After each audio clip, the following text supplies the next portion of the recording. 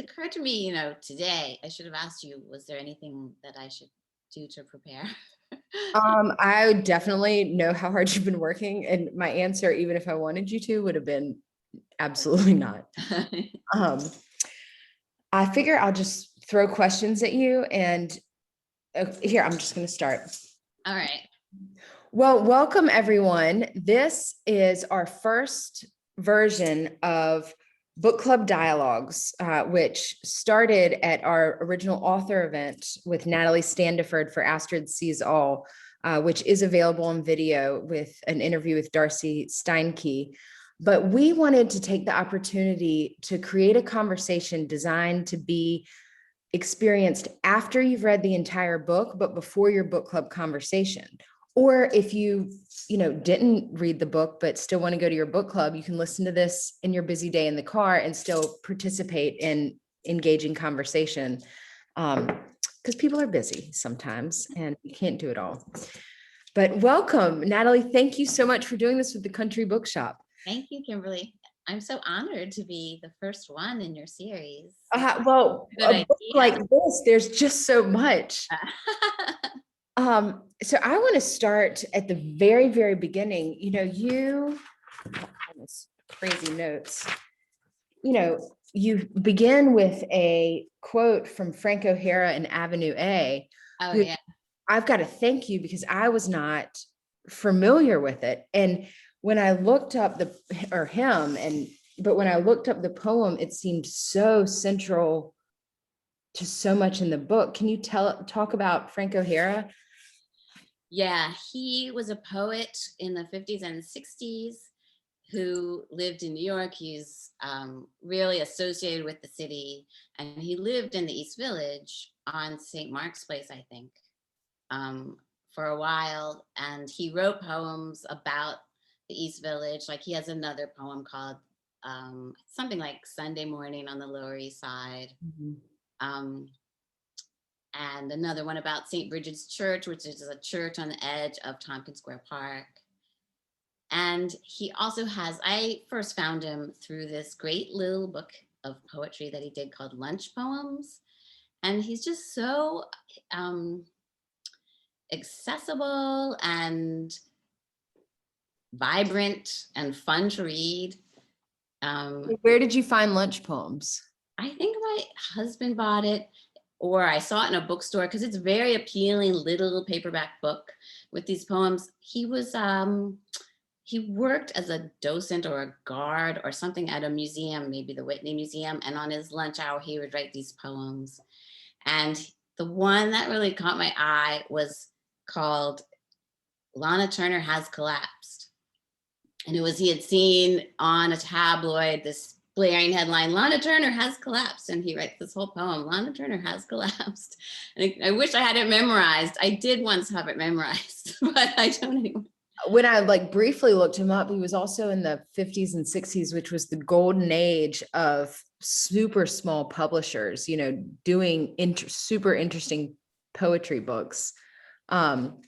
Yeah, maybe he was New Directions or one of those publishers. I'm recently down this rabbit hole of the Jargon Society, which was like North Carolina Black Mountain, like super esoteric printing press. Broadsides, pamphlets. So then, as I'm looking at this, I'm like, oh my gosh, maybe they were all friends. I don't know. North Carolina has a long history of literary small presses and literary retreats and communities in the mountains. And yeah, we're a sneaky state. We really are. Well, the whole way we ended up wanting to do this was to talk The Sun Also Rises, and in that connection with Astrid Sees All. And when I mentioned that in the question and answer session, you got chills, I got chills. My friend Mary, who was watching, she was like, I got chills too. And my editor did too. She said, why didn't we think of that? Phoebe is Brett. And she was so excited by it. Well, and even, I think there's so much, even more than we'll touch on in this conversation to connect the two. But I mean, there's so many quotes that I pulled out just, even at there's so much I want to talk to you about. I'm like, should we really start here? But even at the beginning on page 8 with the scooter quote, where he says, it's just something to keep you really from going bananas, the scooter said, because if you keep thinking about what happened and you can't understand it, that's what really drives you to despair. And I'm like, that's so The Sun Also Rises. Which, when I heard you reading that right now, I thought, yeah, that sounds like Hemingway. But I don't know if it's exactly something Phil Rizzuto said, but it's close, because he was amazing, just sort of talking off the cuff.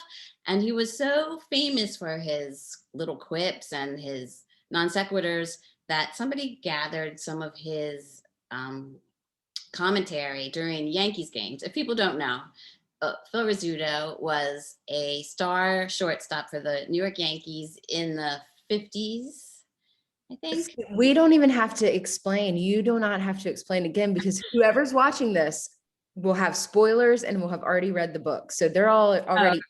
So okay, sorry. I know you're on like day after day after day of doing this, but we can just have a real chat. All right, good. Thank you. Yeah, I need that reminder. Anyway, somebody gathered some of his commentary and divided it into these sort of haiku-like poems and published it as a book called Oh Holy Cow, The Poetry of Phil Rizzuto, which I, of course, bought immediately. It was published in the 90s, I think. And that was part of what inspired me to use him in the book, because there's something so moving about the way he talks about things like friendship and death. And then there's also a lot of things that are really funny about the little mistakes he makes and things. But you're right, that the rhythm of that sentence is very Hemingway, and it's very much like the end of The Sun Also Rises. Like, wouldn't it be pretty to think so? But the way you use Scooter as this drumbeat throughout the book, connection with her father, and he's also sometimes the only sage advice she can access, and almost the only lifeline back to a different reality. Right. Throughout it. Home. You have a couple more quotes that are so The Sun Also Rises. On page 34, they were sad and wounded in their different ways, but they never admit it, hiding their pain with outlaw bravado, which doesn't sound, the rhythm isn't, but it's such a description, I feel like, of it all. Yeah, I meant that to be a little bit satirical, because we're talking about college students' short stories. And I did take some writing seminars in college, and I remember the way we all felt like we're real writers and we took ourselves so seriously. And so I was a little bit making fun of that kind of story that people write in those workshops sometimes, but without really realizing how young they seem. But isn't that like every wannabe Hemingway writer, Yeah. The like eons of, I mean, everyone. I wanted to be a Hemingway writer. I mean, that's who Hemingway and Fitzgerald were. I don't know if they still are for students, but they were sort of like the things that you were aspiring to be. They still are. I have this conversation with high school students every year as they are introduced to them and they come in seeking out more in the bookstore, and that consistency. So another cool, and because this is country bookshop, so Fitzgerald used to party in our town all the time. When Zelda was in Asheville in the insane asylum, he would take the train down here, and actually the North Carolina Literary Hall of Fame is here. It's in James Boyd's house, and he was a writer, all the flowery pre-Hemingway words, but Max Perkins was his editor as well as Fitzgerald, and so he would be like, go hang out with James Boyd, and they were great friends. Wow. He would get off the train super drunk and just people would give him a ride up the hill to the Weymouth House, or what is now known as the Weymouth House. He spent time in Baltimore too when Zelda was in Shepherd Pratt Hospital there. That way. And it's, but truly just the measure of the men, where every town, we all know the Fitzgerald connection, Mm-hmm. for your town. I will read you one more quote that jumped out at me. Well, I have so many, but talking about Edie Sedgwick's life, I couldn't separate, quote, I couldn't separate the glamorous threads from the sad ones. They twined and fed on each other, the glamour impossible without the sadness, and the sadness heightened by the glamour. Can you talk to the glamour, sadness that is throughout Astrid Sees All, how close they are? That's definitely influenced by The Sun Also Rises, which I read in high school and which I really loved. And Fitzgerald has the same thing. His stories there's a glamorous surface and there's a sadness underneath. And I always thought that's my favorite thing to read. It's fun to read, but it's also emotionally affecting. And so I was trying to create that effect. And I guess it helps to set the story in a glamorous milieu. Otherwise, it's hard to make it glamorous, but well, it's hard to go there, Yeah. But there's also, there is a connection, I think, between the need for glamour and feeling like something's empty, something's missing inside. Like a lot of people who have these big personas are sometimes covering something. I think Phoebe is hiding from her grief, like avoiding facing her feelings by running around, being as wild as she can and absorbing as much as she can outside of her to sort of put off facing what she's feeling. Most definitely. Yeah. And the disillusionment that allows for everybody to party and to create, and to, you have to be so disillusioned for what the glamour and but also the creativity of what happens in plutonium.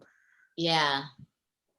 And there is that line, like for artists, you have to be vulnerable enough to be creative, but then sometimes you can go over a line and be self-destructive or allow destructive things to come in. In your book club interview, which everyone who's watching this will be right next to it, part and parcel, you talk about some of the artists from the 80s who you knew and who you were also, as you're writing the book, able to discover, like Nina and that closeness of the partying and the art that do you know what I'm talking? Do you want me to pull it up so I can give you the right names, and which would probably be? Is it, oh no, I'm blanking too. Got it. I had it already pulled up, and I'm sorry that I didn't. It was in I have 3 Google Docs for this, but you talk about, I know who you're talking about, and there's the photographer. Yeah, I got you. I will. Okay, Nan Golden. Nan Golden, yes. Yeah, here, I'll read you your quote. In describing the photographer Nan Golden's great work from that period, most notably The Ballad of Sexual Dependency, the New Yorker art critic Peter, thank you, wrote that her photographs of determinedly broken youth preserve the desperate, at times literally deathly, ardors of a generation that stayed up late to fit into each day its maximum quotient of mistakes.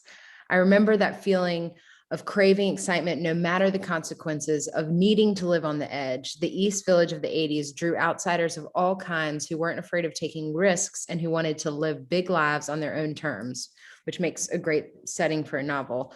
But I wanted to ask you about the art, the performance art. You were talking about that closeness of glamour and despair and creation, artist's ability to create, and the disillusionment, and just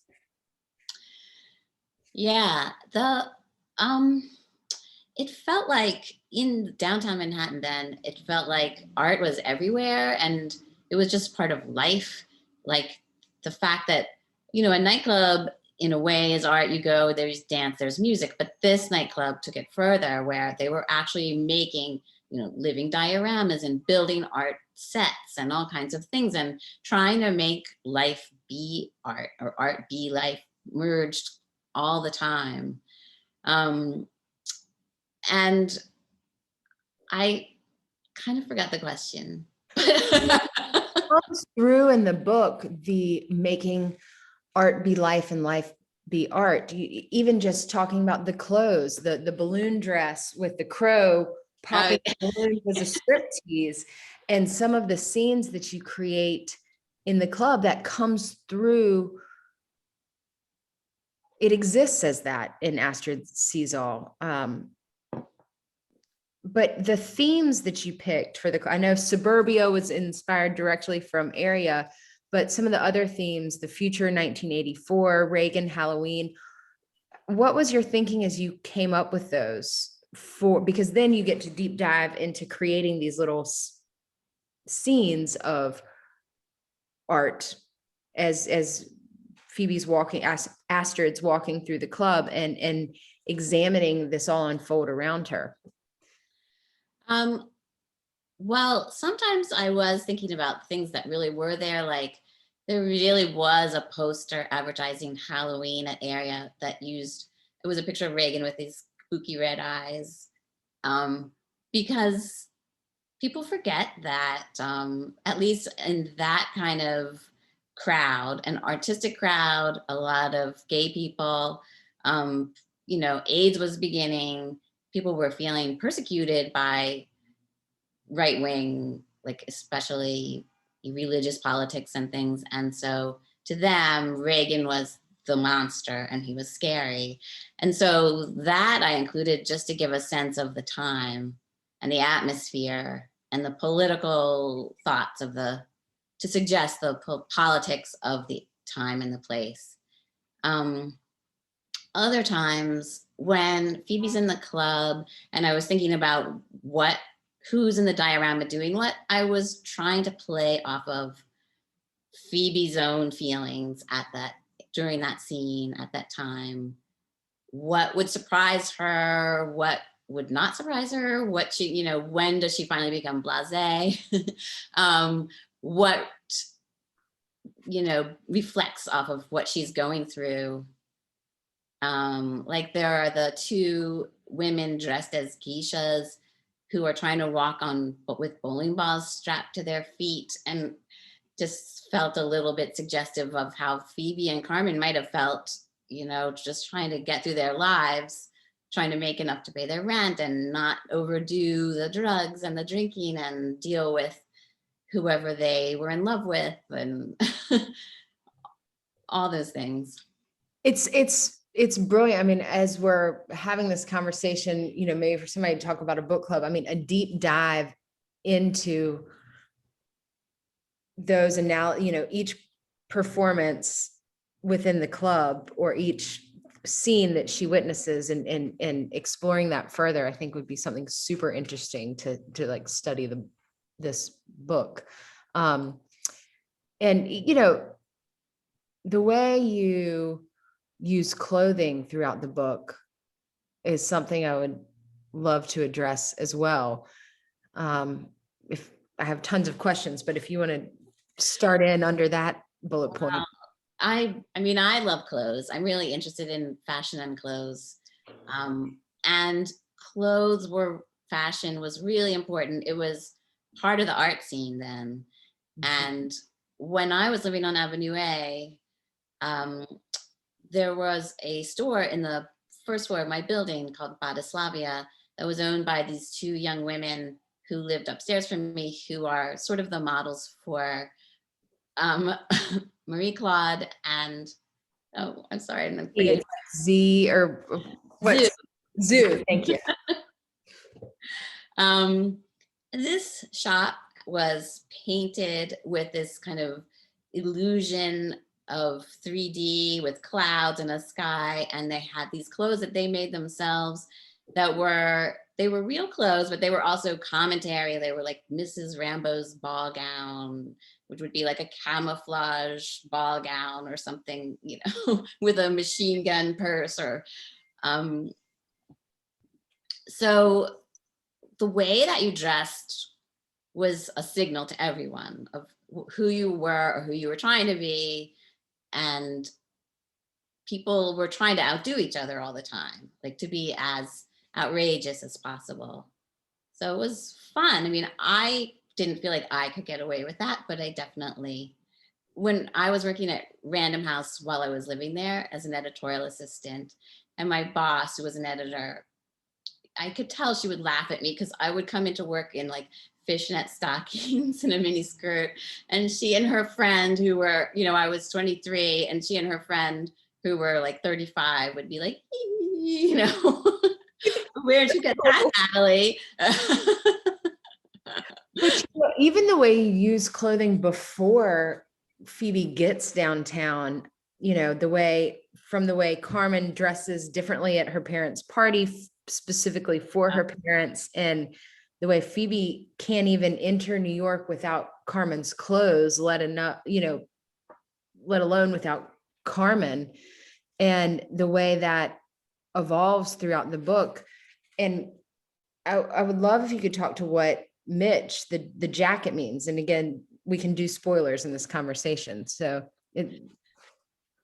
I can't remember what made me think of that because I don't think it's based on a memory, but I do remember people would wear these army jackets, and I guess I thought of Carmen and her army jacket as it being a kind of armor, or maybe even a cloak of invisibility or something almost magical that would protect her when she had it on, and when she had it off, she was more vulnerable.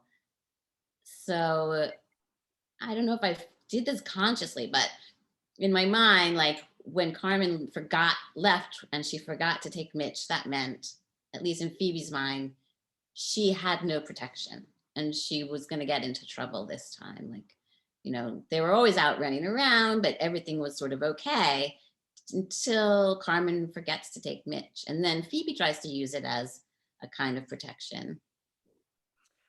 you know, and so much of, I think, the creativity and the craft of writing is this knitting together of all of these things that comes out in a book, which is why it's so fun to be a reader, to kind of pull things that maybe were intentional and maybe were not intentional. That's why book club conversations are so fun.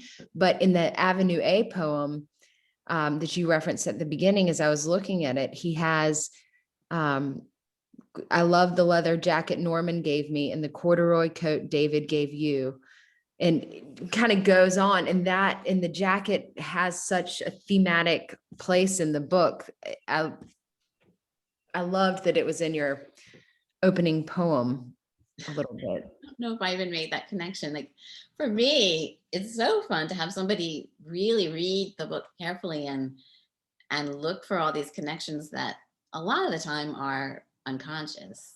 Well, I think that is the art of being, you know, we talk about clothes and creativity and being the creator as you are in the writer, you know, the fashion, you're tapping into something else and then pushing it forward, you know, the way a painter is, what a writer is, you know, it's pretty cool in that way.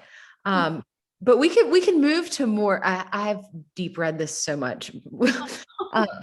We can move to more structural things because the order of the book is so interesting. And I want to ask some questions about it, because it wasn't until I went back to like again, re-looking at it for this, that I forgot that it was not linear and how kaleidoscopic it was, but at the same time in the timeline, but at the same time, there's such structure and order. I mean, the way the stethoscope appears through the book is almost like, you know, so specifically dotted through from the beginning. And well, I won't give it away.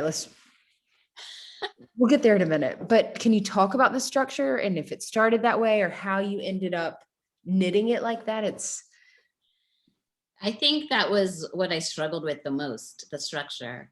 Well, I mean, once I knew, first it took me a while to find out exactly what's the story. Right. And once I had it, like how to introduce different parts of the backstory, when to introduce them, I changed it around a lot. And once I sold the novel and was working with my editor at Atria, that was the main thing that she focused on too. I mean, the main thing that we tweaked and changed was like, move this chapter here, move this chapter there.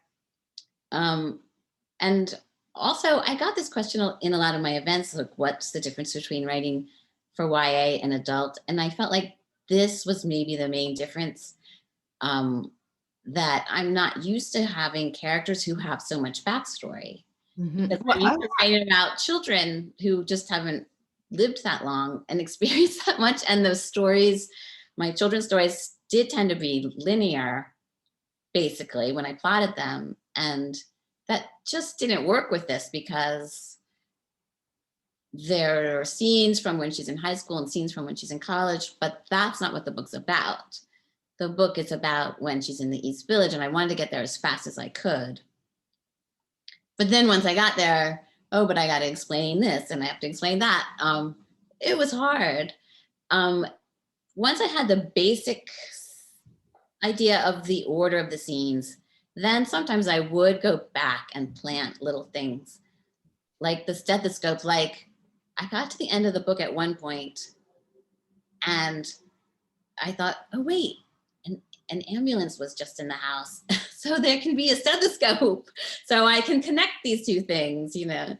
That makes total sense that it was added at the end because it is so clean.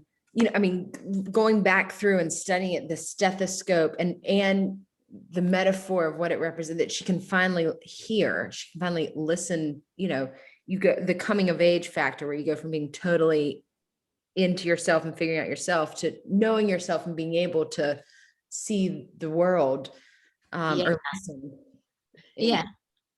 In that way. Came from my father, who is still alive, is a retired pediatrician. And at some point when I was writing this book, he told me that thing about how you can tell when somebody has pneumonia.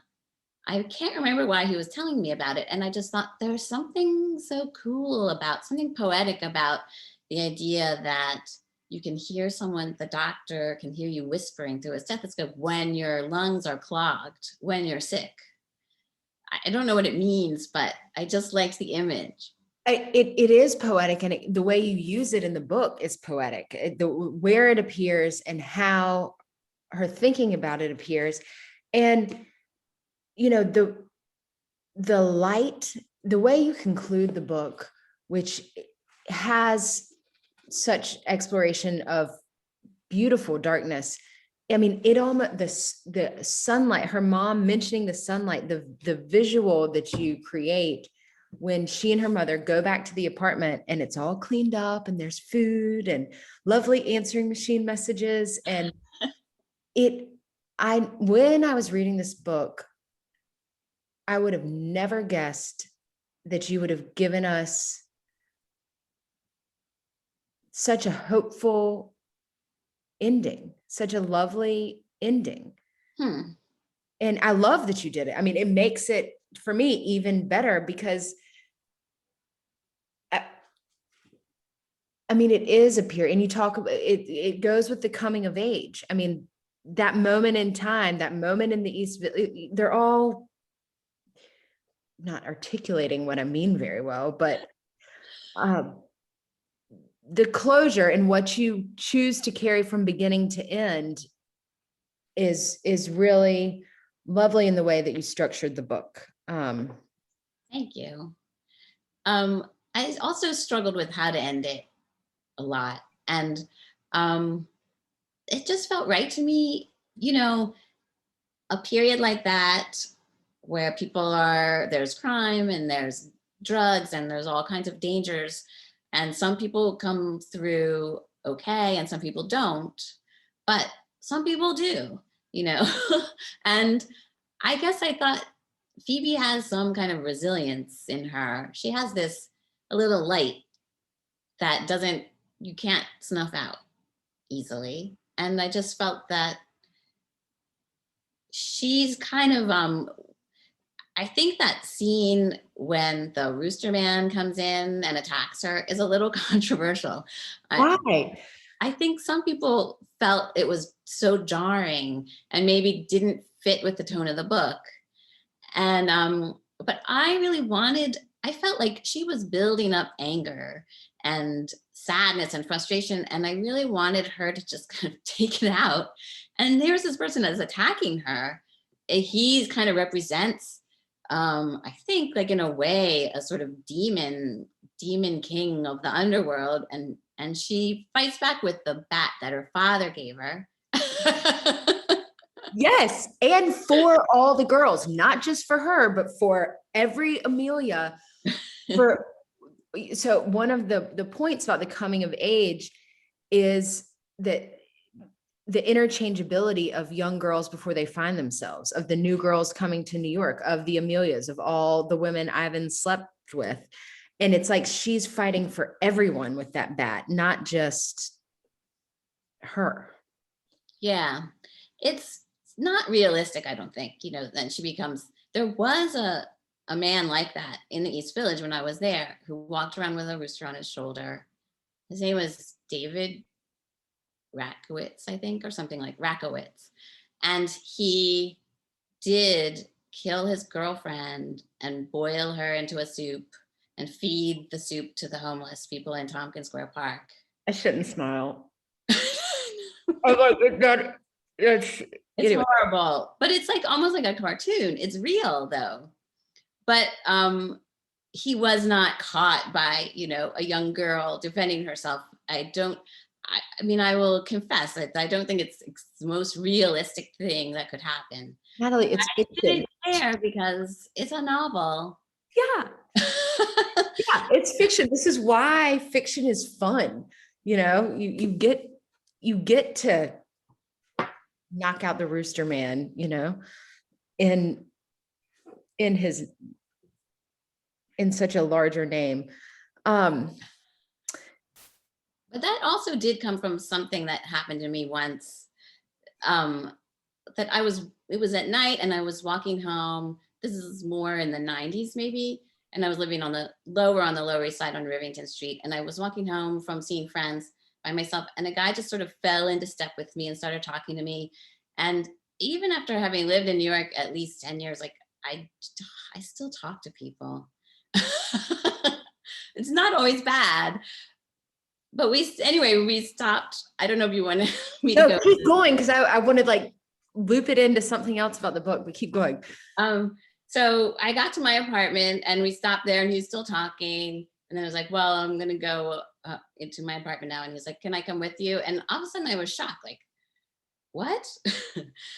And I said, come with me. And he said, yeah, let's talk upstairs. And I said, no, I'm sorry. And I was proud of myself. I stuck firm and there was a bodega on the corner I could run to if I needed to, but I just said, no, you can't come in. I couldn't open the door because I was afraid he would push his way in. And finally he, cursed at me and left. And then I went into my apartment and then I freaked out. I had been calm until that moment. And I thought, oh my God, what could have happened? Yeah. So. But, so part of the feeling of The Sun Also Rises that existed, that just comes through, is like the closeness of the space. And, every time, and it felt, give me a second to get this out, but when whenever she's walking in the bar or the diner, you're already in immediate conversation with whoever's there. You kind of already know the regulars there and you're already in immediate conversation. And I feel like that's how New York is, you know, in the South. As we run into each other, it's like, hello, how are you? You know, whatever. That's what we're interchanging. And in New York, it's like you're already past the pleasantries. You're in the conversation. It's, did you see that? And, you know, you're immediately already in the conversation. And that's now I've forgotten why I was looping that. Oh, you've just falling into step, and because you just talk to somebody, and that camaraderie, especially in a neighborhood like the Lower East Side, but comes through so well in the book. And that's what echoes the Sun Also. Can you talk to that? I'm just babbling at this point.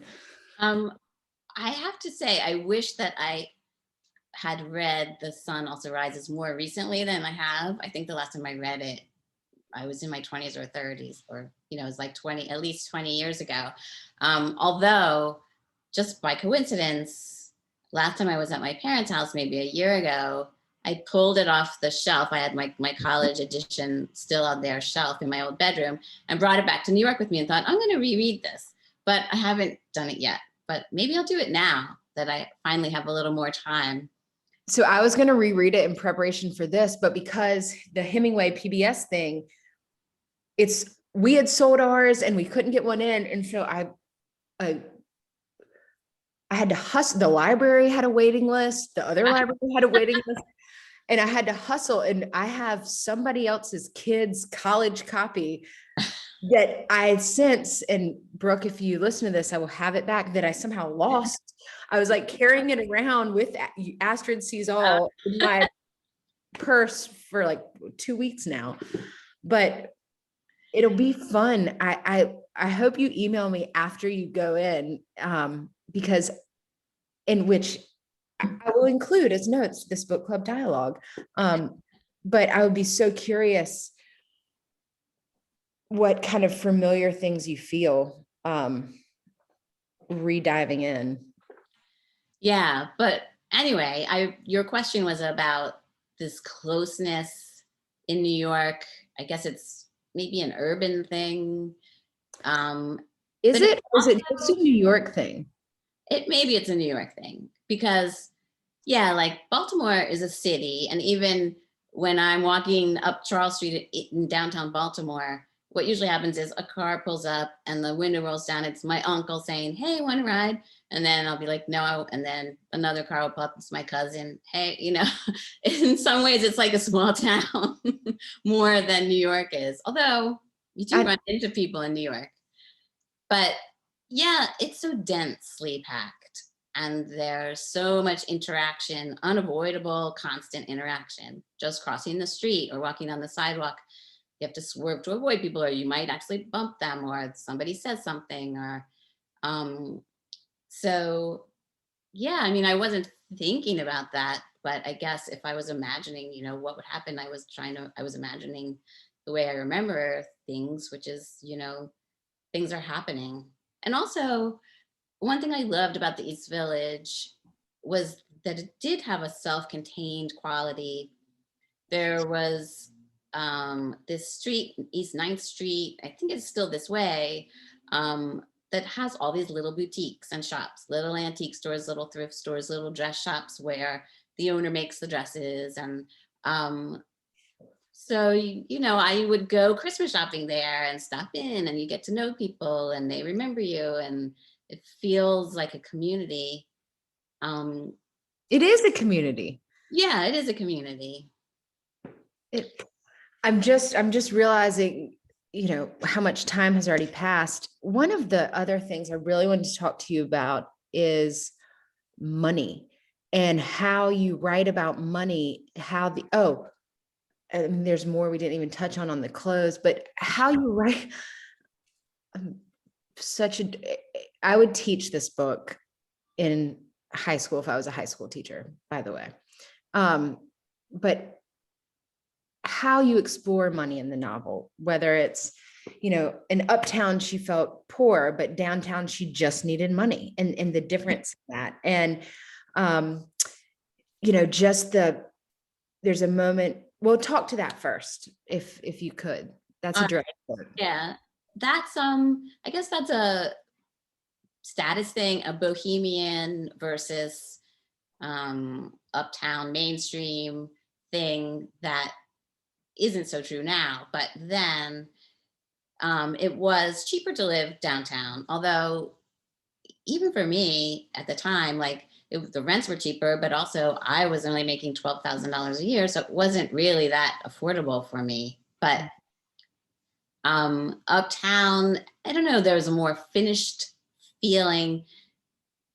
I remember, like, if I had to go uptown for some reason, and I would, if I was wearing what I would normally wear walking around downtown, I would feel weird because it's not polished and maybe not clean or neat, as which isn't what's important downtown. What's important downtown is, does it look funky? Does it look creative? Does it look not conventional?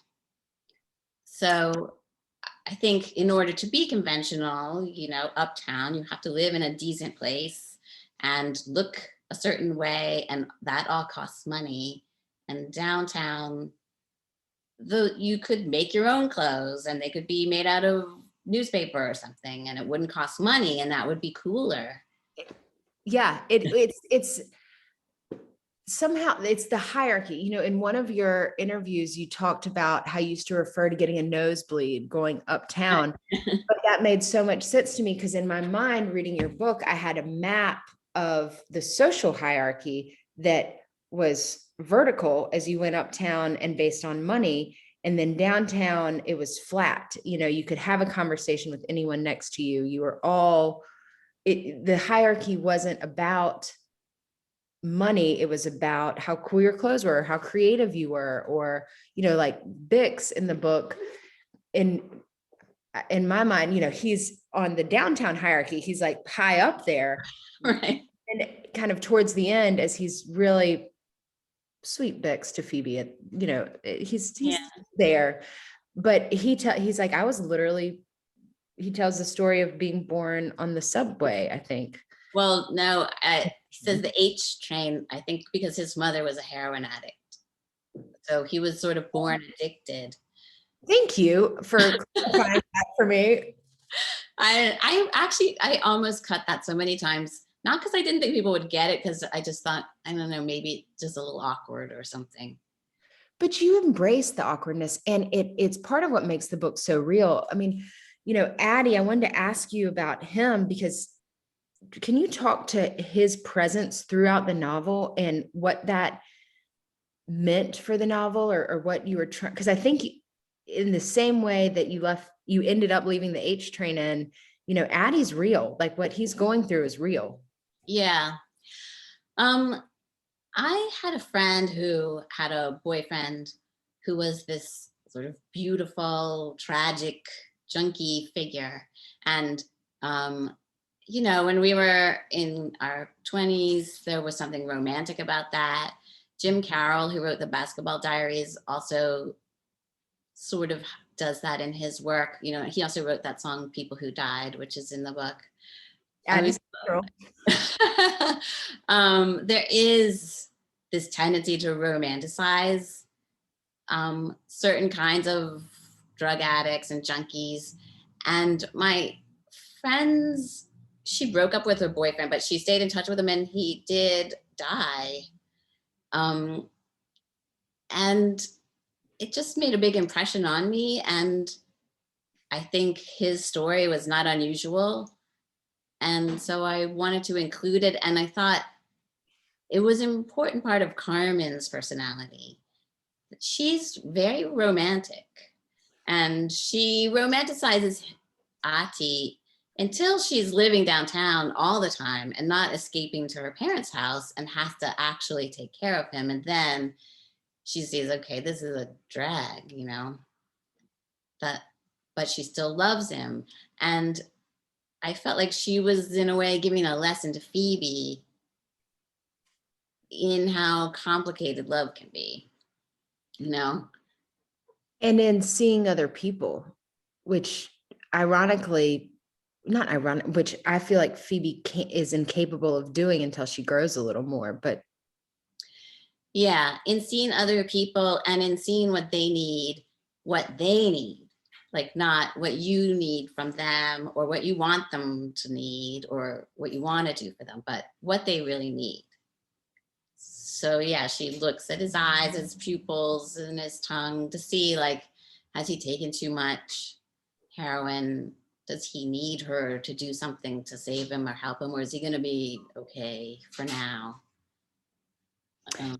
in part of the way you do tie everything up, you know, when Phoebe recognizes what she's done to her mother by just totally leaving her out. I mean, it's not even of all the things for me to flip through, but you know, it hits her and she's like, oh, I realize what the pain I've caused. I felt the weight of what I had done. And which I never thought she would. Can you tell me some of the other endings that you walked away from, or? Well, I mean, a lot of them I don't remember because, you know, once it's gone, I usually forget it. But I do remember I was at a writer's retreat with some friends and I was working on this book and I came out to the common area where we would have coffee and stuff. And I just was like sobbing, saying, I have to kill Carmen. I have to kill Carmen. I don't want to. But there was a point when I thought that Carmen would die. And I can't remember what changed my mind, but it just seemed too heavy and it just didn't feel right once I'd written it that way. Like, no, she just has to go back to rehab again. And she has a lot of work to do, but she's not going to die. You know, it's interesting because that may could in part be why it is so uplifting at the end, because as a reader, you feel like she's going to die and then she doesn't. And so it's even more, you know, that sunshiny apartment, and it's even more feel good because you take us real far down and then bring us back up. I hope it's not too fast or too easy or unearned or anything like that, you know. There's a reason why I love this book so much. Like, you're good. But I wanted to talk to you about the way you incorporate or have you talk to me about the way you incorporate storytelling, kind of a box inside of a box throughout the story. For example, Ivan, Carmen wanting to know how the story ends, and the story of the dog, which is another thing, like the stethoscope that is told at different points and gets wrapped up at the end. And then how Carmen and Phoebe first met is storytelling different parts of their lives and what stories we share, what stories we don't. I mean, it just seemed like a constant undercurrent. This is embarrassing. I don't remember the story of the dog. The bark button, and then and then the dog in the freezer, and she uses it. I'm sorry. That's embarrassing to remember. I remember. Yeah. The dog, yes. Well, yeah. I some of that was conscious because I think it also connects with the movie tickets, because I have this feeling sometimes that, you know, oh, I'm living in a movie. My life is a movie and I want it to be a good movie. So, I mean, that's just another way of saying it's a story. And Phoebe definitely feels like her life is a movie, but she's not the star of it enough somehow. So other people are starring in it. She wants to star in it. She wants to deserve to be the main character. To be interesting enough to be the main character of the story of her life, which is kind of immature and silly maybe, and maybe this is a writer thing, but I feel that way a lot too, or have felt. I hope I'm a little more mature than that now, but you know, I do still think that way sometimes. Well, we fade, sometimes you're at a dinner party and somebody else really is the star of the whole story of the dinner party, and that's fun. But Right. Phoebe does get there in the end to become the star of her own story.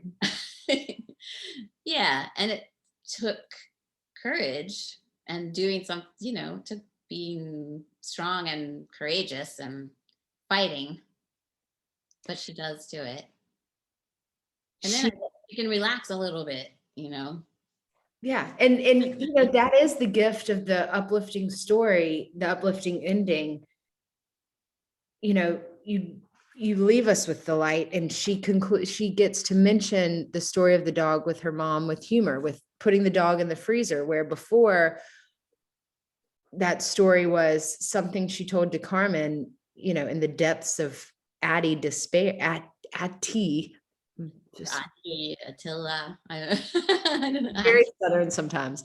But I absolutely love that. Are there any other things that you think would be really great?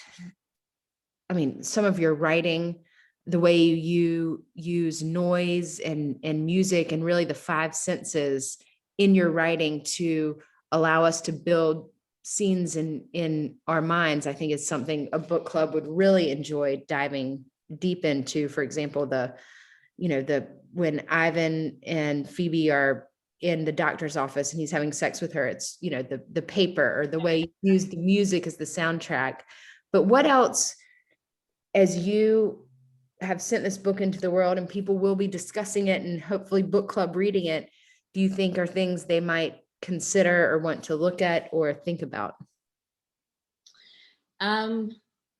It's a hard question. It's so hard for me to see the book objectively.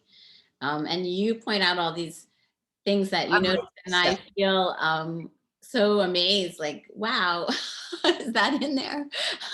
I'm glad. I mean, I want it to be a rich experience that people can interpret all different ways. And, I, It's okay. I think there's maybe one thing, this is maybe too common an issue, but the question of autobiography versus fiction comes up a lot with a lot of people's fiction, and this kind of book especially, and this book where I was the same age as Phoebe and I went to the same college and I lived in the same neighborhoods and did some of the things that she did, but a lot of them I didn't do.